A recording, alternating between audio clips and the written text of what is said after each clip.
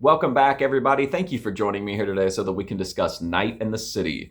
So this movie is about Harry Fabian. He's this small-time hustler, basically burned every bridge that he has. He's always got a new get-rich-quick scheme or a con or some kind of a scam. Something's going on with this guy constantly, to the point that nobody trusts him. He's kind of infamous. Just his name alone kind of gets people to roll their eyes.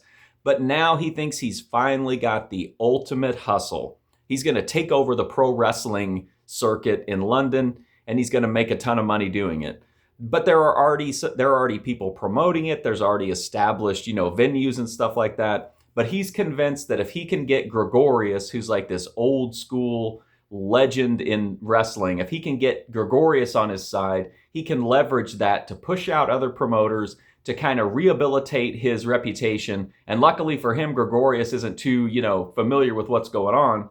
But of course, to get there, he's going to have to navigate through all kinds of, lining up the financing, getting different people to trust him, maybe one last time. And so that's the story here of Night in the City. Can Harry Fabian finally pull off what he said he's going to do so many times and actually have a successful business, basically?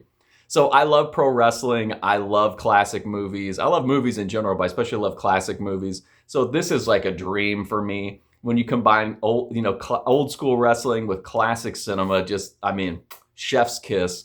This is a fantastic movie. The cast alone, you got, hold on, let me check. There's a ton of them in here. You got Richard Widmark, Gene Tierney, Hugh Marlowe, Herbert Loam, and check this out. Stanislaus Zabisco. That's awesome. That's like such a cool inclusion.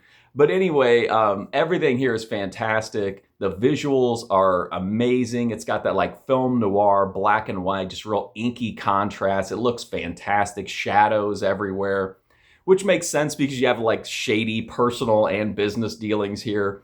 You've got, backstabbing, double dealing, double crossing constantly through the whole movie. But it doesn't feel overdone. It doesn't feel like there are twists and turns and betrayals just for the sake of it. Like, these are the kind of people who do this kind of thing, and the movie is able to have them turn on each other in these different ways, and it's like just completely believable. And you're never like, oh, come on, no one would do that. Like, this feels grounded. It feels believable.